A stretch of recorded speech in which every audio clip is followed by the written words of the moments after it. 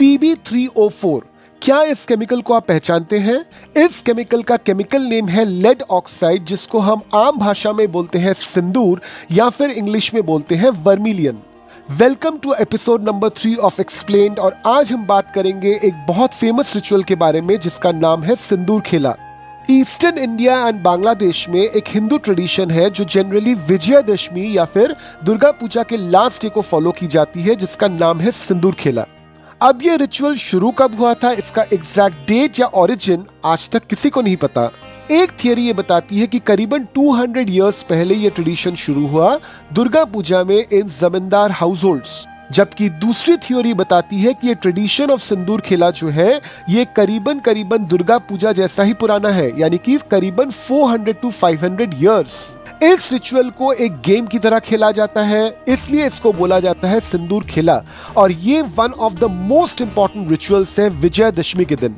आज भी वेस्ट बंगाल के कुछ जगहों में विजयदशमी के पहले ही सिंदूर खेला सेलिब्रेट किया जाता है। जैसे दुबराजपुर में जो सिंदूर खेला है वो महासप्तमी को होता है, जबकि एक विलेज है जिसका नाम है बिजरा, जो मेमारी नाम के एक जगह के पास है in East Bardhaman district of West Bengal, जहां पे Ghosh family and Bose family में सिंदूर खेला का ट्रेडिशन होता है ऑन महाअष्टमी। कहते हैं कि इन फैमिलीज में ये ट्रेडिशन करीबन 500 इयर्स ओल्ड है। तो चलिए, इसके पहले कि हम सिंदूर खेला को और डिटेल में जाने, पहले बात कर लेते हैं सिंदूर के बारे में। सिंदूर एक पाउडर है जो बनता है कुछ नेचुरल इंग्रेडिएंट्स से, जैसे turmeric, lime, sandalwood and very small amount of mercury. Mercury का काम है लाल रंग को लाना, जो रंग बहुत समय तक लास्ट करता है। टर्मरिक यानी हल्दी का तो हमको पता ही है, ये एक बहुत फेमस ट्रेडिशनल मेडिसिन है इन इंडिया। टर्मरिक में stress relieving, anti anxiety and anti depressant qualities होती हैं। American journal of geriatric psychiatry के एक स्टडी में ये पब्लिश हुआ था कि टर्मरिक में एक केमिकल होता है जिसका नाम होता है करक्यूमिन। ये केमिकल मेमोरी को इंप्रूव करता है, मूड को बूस्ट करता है और generally age related memory loss को प्रिवेंट करता है। साथ में टर्मरिक में एंटी माइक्रोबियल प्रॉपर्टीज होती है। सैंडलवुड के उसके रिलैक्सिंग एंड कूलिंग प्रॉपर्टीज की वजह से जाना जाता है। एट द सेम टाइम इसका जो अरोमा है, यानी कि इसकी जो खुशबू है, ये हमको बहुत अच्छी लगती है। सैंडलवुड में anti inflammatory, antiseptic and anti microbial properties होती है। जनरली सिंदूर को दो जगह पे लगाया जाता है, एक है in the centre of head और दूसरा है आंखों के बीच में एक लोकेशन पर। आंखों के बीच का जो लोकेशन है इसको बोला जाता है थर्ड आइड चक्र या फिर अज्न चक्र। अज्न चक्र हमारे concentration, desire and emotional regulation के लिए बहुत इंपॉर्टेंट माना जाता है। कहते हैं कि सिंदूर को अगर इस जगह पे लगाया जाए तो मेंटल एनर्जी काफी ज्यादा बूस्ट हो जाती है। सिंदूर जैसा ही और एक टर्म है जिसको हम लोग बोलते हैं कुमकुम। कुमकुम पूरी तरह से नेचुरल इंग्रेडिएंट से बनता है, जैसे 95% टर्मरिक एंड 5% स्लेक्ट लाइम। मगर आजकल मार्केट में जो सिंदूर मिलता है वो पूरी तरह से आर्टिफिशियली मेड होता है। इसका जो ऑरेंज रेड पिगमेंट है उसको लाया जाता है with the use of mercury sulphide. कभी कभार इसमें कुछ कमर्शियल कलर्स भी यूज होते हैं, जैसे rhodamine as well as red lead. अब ये rhodamine as well as red lead काफी ज्यादा टॉक्सिक है। इन केमिकल्स के ओवर यूज से आपको skin disease as well as poisoning भी हो सकती है। तो आपने सुना होगा कि आजकल बहुत सारे लोग कंप्लेन करते हैं कि सिंदूर लगाने से रैशेस होते हैं, इचिंग होती है, हेयर लॉस होता है, फूड पॉइजनिंग होता है। इसका मेन कारण है ये आर्टिफिशियली मेड सिंदूर। अब चलिए चलते हैं 5000 इयर्स पीछे और देखते हैं कि सिंदूर यूजेज के हिस्टोरिकल एविडेंसेस क्या क्या मिले हैं आज तक। करीबन 5000 इयर्स पुराने जितने भी पेंटिंग्स हमको मिले हैं या जितने भी फीमेल फिगर्स हमको मिले हैं फ्रॉम नॉर्दर्न इंडिया, वहां पे सिंदूर का यूजेज एकदम क्लियर नजर आता है। अगर हम हिंदू धर्म ग्रंथों की बात करें तो रामायण में भी आपको करीबन 7th सेंचुरी BC में सीता जी सिंदूर लगाई हुई मिलती है। वहीं पे अगर हम कुमकुम की बात करें तो कुमकुम को डायरेक्टली जोड़ा जाता है राधा जी से। इवन महाभारत में भी जब द्रौपदी को बहुत ज्यादा गुस्सा आया था on whatever was happening in Hastinapur, उनको बताया गया है अपने माथे से सिंदूर को पोंछते हुए। ये क्लियर इंडिकेशन है कि उस समय भी सिंदूर का काफी ज्यादा यूजेज कॉमन था। नियोलिथिक एज के जितने भी फीमेल फिगरेंस हमको मिले हैं फ्रॉम मेहरगढ़ या फिर बालूचिस्तान, वहां पे सिंदूर जैसा एक रंग वुमेन के हेयर में दिखा है। बहुत सारे पुराने लेख जैसे ललिता सहस्त्रनाम जो ब्रह्मानंद पुराण से ली गई है, या फिर सौंदर्य लाहिरी जिसको लिखा था आदि शंकराचार्य ने, वहां पे भी सिंदूर का कॉन्टेक्स्ट हमको क्लियरली नजर आता है। आज की अगर हम बात करें तो सिर्फ हिंदू सोसाइटी क्यों, अगर आप देखोगे तो जैन वुमेन भी जो है वो सिंदूर अप्लाई करती है, स्पेशली इन द सिटीज। आज भी बहुत सारे लोकल कल्चर्स हैं जहां पे इनफैक्ट अनमैरिड वुमेन भी सिंदूर अप्लाई करती हैं। 19th सेंचुरी की अगर हम बात करें तो वहां पे एक सूफी लीडर थे जिनका नाम था शराफुद्दीन मनेरी। इन्होंने मुस्लिम वुमेन को सिंदूर अप्लाई करने के लिए एनकरेज किया था इन बांग्लादेश। ऑब्वियसली इसका काफी ज्यादा विरोध हुआ था, मगर आज भी अगर आप देखोगे तो आपको बंगाल और बिहार के बहुत सारे पोर्शंस में मुस्लिम महिलाएं सिंदूर लगाती हुई नजर आएंगी। इसका एक सिंपल निष्कर्ष हम ये निकाल सकते हैं कि सिर्फ हिंदू ट्रेडिशन में ही क्यों, पूरे सनातन हिस्ट्री में ही सिंदूर का यूज जो था वो काफी ज्यादा कॉमन था, और इसलिए आज के जमाने में भी सिंदूर भारतीय कल्चर का एक इंपॉर्टेंट पार्ट बन चुका है। अब ऐसा नहीं है कि सिंदूर सिर्फ एक प्रथा है और इसको लेके कोई भी साइंटिफिक रिसर्च नहीं हुई है।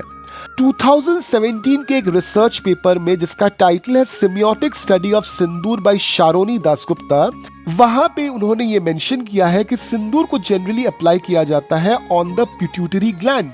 इससे होता क्या है कि वुमेन की पावर ऑफ कंसंट्रेशन इंक्रीज हो जाती है। At the same time Ayurveda भी बोलता है कि सिंदूर लगाने से पॉजिटिव एनर्जी का फ्लो इंक्रीज हो जाता है। साइंटिफिक रिसर्च से ये प्रूव हो चुका है कि मरकरी जो सिंदूर में प्रेजेंट होता है ये वुमेन के बॉडी को कूल डाउन करता है और रिलैक्स करता है। एट द सेम टाइम ये वुमेन के बॉडी के ब्लड प्रेशर को कंट्रोल करता है and it boosts the sexual desire in women. और यही शायद एक साइंटिफिक रीजन है कि विडोज एंड अनमैरिड वुमेन को सिंदूर लगाने से रोका जाता है। इनफैक्ट आयुर्वेदा में तो सिंदूर का यूज किया जाता था फॉर मेडिसिनल रीजंस। इसलिए शायद इन 2017 इंडियन गवर्नमेंट ने सिंदूर को इतना इंपॉर्टेंट समझा फॉर वुमेन्स हेल्थ कि उन्होंने टैक्स एग्जेम्पशंस कर दिए इस सिंदूर पर। अब सिंदूर को लेकर काफी ज्यादा क्रिटिसिज्म, काफी ज्यादा कंट्रोवर्सीज भी हुई हैं।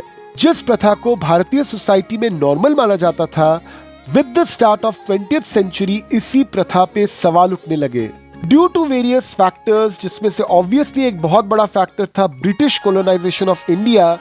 वुमेन स्टार्टेड आस्किंग कि हम ही सिर्फ सिंदूर क्यों लगाएं, क्यों हम ही सबको ये साबित करें कि हम मैरिड हैं, जबकि मेन जो है उनके पास कोई भी सुहाग की निशानी नहीं होती है। 1947 में एक मूवी आई थी जिसका नाम था सिंदूर। इसके डायरेक्टर थे किशोर साहू।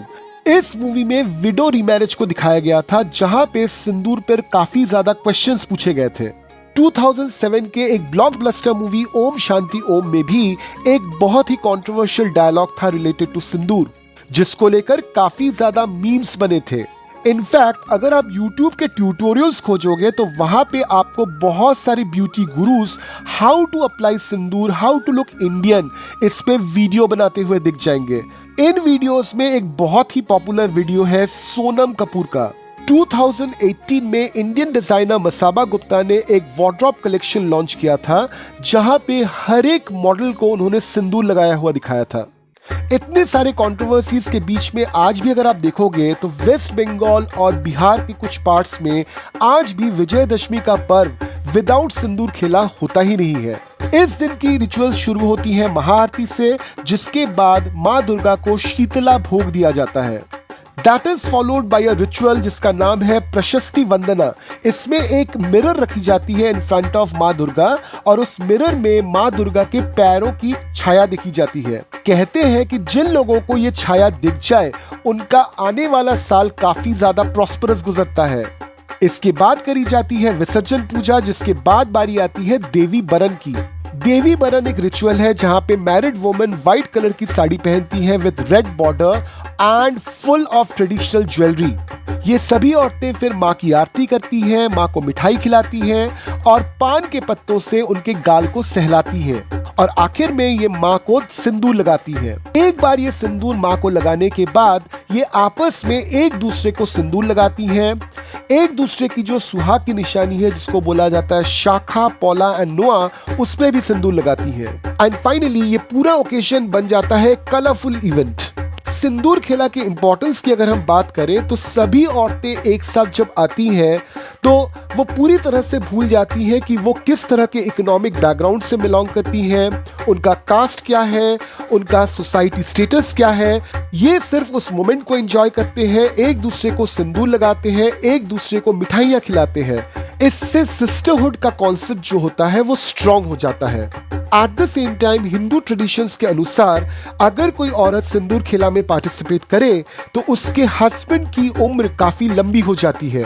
दुर्गा माँ के 9 दिन के प्रेजेंस के बाद 10वें दिन जब उनकी विदाई होती है तो ऑब्वियसली लोगों का दुखी हो जाना काफी स्वाभाविक है। तो इस पर्टिकुलर माहौल को काफी ज्यादा हल्का और काफी ज्यादा एंजॉयमेंट वाला बना देता है सिंदूर खेला। इसका एक बहुत बड़ा सोशल मैसेज भी है कि हर घड़ी जो दुख की होती है उसके पीछे खुशियां भी छुपी होती है, तो हमको खुशियों को ढूंढ निकालना पड़ेगा। 2017 में टाइम्स ऑफ इंडिया ने एक कैंपेन लॉन्च किया था, नो कंडीशन सप्लाई। इस कैंपेन को लीड किया था लीडिंग बंगाली एक्ट्रेस ऋतुपर्णा सेनगुप्ता ने। इस कैंपेन का मेन मोटिव ये था कि सिंदूर खेला जो है वो सिर्फ और सिर्फ मैरिड वुमेन तक सीमित क्यों रहे। अगर इस पर्टिकुलर रिचुअल से सिस्टरहुड की भावना बढ़ती है तो ऑब्वियसली अगर कोई वुमेन सिंगल है या अगर कोई वुमेन डिवोर्सी है, विडो है, ट्रांसजेंडर है, लेस्बियन है या फिर सेक्स वर्कर है, वो भी तो वुमेन ही है ना, तो उनको भी तो सिस्टरहुड का पार्ट होना चाहिए। तो इसलिए इस कैंपेन के बेसिस पर उनको भी सिंदूर खेला में इंक्लूड किया गया। जबकि इस रिचुअल को काफी ज्यादा क्रिटिसाइज किया था ऑथर तस्लीमा नसरीन ने। उन्होंने एक बात सामने रखी थी कि हिंदू बच्चियां जो है वो बचपन से ही अगर सिंदूर खेला जैसे ओकेजन को अपने आंखों के सामने हर साल घटते हुए देखें तो उनके दिमाग में ये बैठ जाता है कि बड़े होकर भी उनको सिंदूर खेला में पार्टिसिपेट करना है। और सिंदूर खेला में बेसिकली मैरिड वुमेन ही पार्टिसिपेट करती हैं, तो उनका जो माइंडसेट है वो बचपन से ही ऐसा तैयार हो जाता है कि बड़े होकर उनका अल्टीमेट गोल है to get married and to be dependent on men. अब देखिए, मैंने शुरू में ही आपको बताया कि ये रिचुअल जो है वो करीबन 400 to 450 इयर्स पुराना है और आज ये एक इंटीग्रल पार्ट बन चुका है दुर्गा पूजा का। सोसाइटी कह लीजिए या फिर रिलीजन कह लीजिए, इसमें बहुत सारे ऐसे इवेंट्स होते हैं जिनके अराउंड काफी ज्यादा कंट्रोवर्सी होती है। बट वॉट मैटर्स कि आप इस चीज को कैसे देखते हो। आप जब इस पर्टिकुलर इवेंट में पार्टिसिपेट करते हो तो आपकी मंशा क्या होती है। तो यहाँ पे मैं तो किसी का साइड नहीं ले सकता, मगर आप क्या सोचते हैं। आई एम श्योर इस वीडियो के जरिए आपको सिंदूर खेला के बारे में कुछ जानकारी मिली होगी। अगर इस वीडियो से आपने कुछ नया सीखा और ये वीडियो आपको अच्छा लगा तो हमें लाइक और शेयर जरूर कीजिए। एट द सेम टाइम हमारे चैनल को सब्सक्राइब कर लीजिए। आपका एक लाइक, एक सब्सक्राइब या फिर एक कमेंट हमें काफी बूस्ट करता है। तो चलिए फिर मिलेंगे एपिसोड नंबर 4 में with a completely new topic.